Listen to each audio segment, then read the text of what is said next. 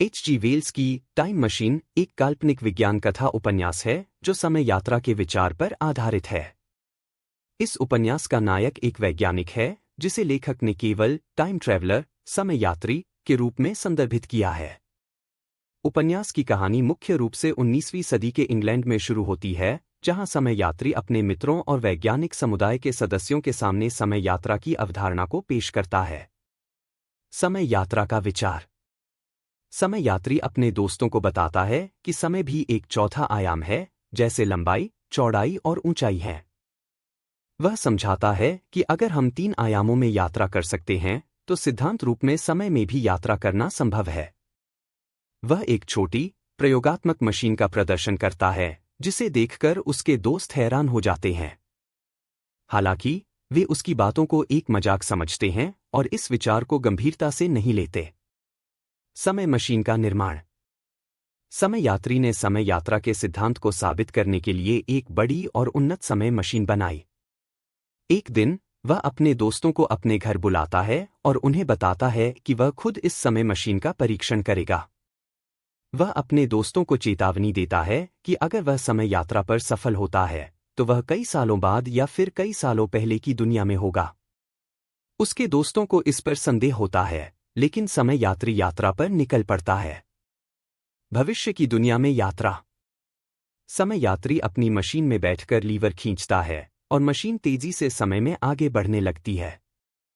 वह देखता है कि दिन और रात तेजी से बदल रहे हैं और मौसम तेजी से बदल रहे हैं। कुछ समय बाद, वह अपनी मशीन को धीमा करता है और एक अजीब और अनजान भविष्य की दुनिया में पहुंचता है। यह समय लगभग 802-701 ईस्वी है। यहाँ पर वह एक अजीब दुनिया का अनुभव करता है जो मानवता के विकास का एक नया रूप है। इली और मोरलोक। समय यात्री ने देखा कि भविष्य की दुनिया 2 प्रमुख नस्लों में विभाजित है, इली और मोरलोक। इली, एलोई, सतह पर रहते हैं। वे छोटे, सुंदर और मासूम होते हैं, लेकिन वे बेहद भोले और कमजोर होते हैं।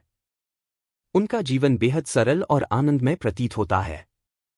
वे पूरे दिन आराम करते हैं और खाते पीते रहते हैं, लेकिन उनमें किसी भी प्रकार का संघर्ष या जिज्ञासा नहीं दिखती। दूसरी ओर, मोरलॉक्स भूमिगत रहते हैं और अंधेरे में काम करते हैं। मोरलोक बहुत ही डरावने और हिंसक होते हैं। वे तकनीकी रूप से उन्नत और मेहनती होते हैं, लेकिन उनकी दुनिया में कोई रोशनी नहीं होती और वे दिन की रोशनी से डरते हैं। समय यात्री को एहसास होता है कि मोरलोक इली की तुलना में अधिक शक्तिशाली है। वह यह भी जानता है कि मोरलोक रात में बाहर आते हैं और इली को पकड़कर ले जाते हैं। यह देखकर समय यात्री को यह समझ में आता है कि इली वास्तव में मोरलोक के भोजन का स्रोत हैं। इली के साथ समय बिताना। समय यात्री ने इली के साथ रहने का निर्णय लिया और उनमें से एक लड़की, वीना के साथ दोस्ती कर ली। वीना उससे बहुत लगाव महसूस करने लगती है। समय यात्री ने वीना और अन्य इली के जीवन को करीब से देखा और समझने की कोशिश की। उसे यह समझ में आया कि इली का जीवन सरल और शांतिपूर्ण होने के बावजूद, उनमें जीवित रहने के लिए आवश्यक कौशल की कमी है। उनके पास कोई जिज्ञासा, मेहनत या संघर्ष की भावना नहीं है, जो यह दर्शाता है कि मनुष्यों का यह नया रूप समय के साथ बौद्धिक और शारीरिक रूप से कमजोर हो गया है। समय मशीन की चोरी। जब समय यात्री वापस जाने के लिए तैयार होता है, तो वह देखता है कि उसकी समय मशीन गायब हो गई है। उसे जल्द ही एहसास होता है कि मोरलोक ने उसकी मशीन चुरा ली है और उसे भूमिगत ले गए हैं। अब उसके सामने एक बड़ा संकट खड़ा हो जाता है कि वह बिना समय मशीन के इस अजीब भविष्य से वापस कैसे लौटे। वह मोरलोक की गुफाओं में जाता है और वहां उसकी खोज करता है। मोरलोक से संघर्ष। समय यात्री ने गुफाओं में जाकर मोरलोक के साथ संघर्ष किया। यह जगह अंधेरी और डरावनी थी और मोरलोक ने उस पर हमला करने की कोशिश की। समय यात्री ने खुद को बचाने के लिए आग का सहारा लिया, क्योंकि मोरलोक आग से डरते थे। इसी दौरान वीना उसे बचाने की कोशिश करती है, लेकिन वह मोरलोक के हमले में खो जाती है। यह समय यात्री के लिए एक भावनात्मक और दर्दनाक अनुभव था। समय में और आगे की यात्रा।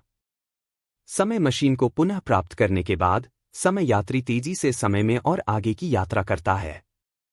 वह एक ऐसे समय में पहुंचता है जब पृथ्वी लगभग निर्जीव हो चुकी है। उसने देखा कि सूर्य आकार में बड़ा और लाल हो चुका है और धरती पर केवल कुछ ही जीवित प्राणी बचे हैं। वह अनुभव करता है कि पृथ्वी धीरे धीरे अपनी मृत्यु की ओर बढ़ रही है और यह एक भयावह दृश्य है। वर्तमान में वापसी।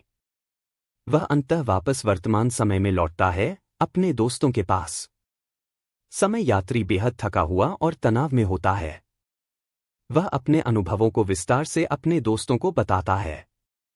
हालांकि उसके दोस्तों को उसकी कहानी अविश्वसनीय लगती है, वे समझते हैं कि उसने कुछ असाधारण अनुभव किया है।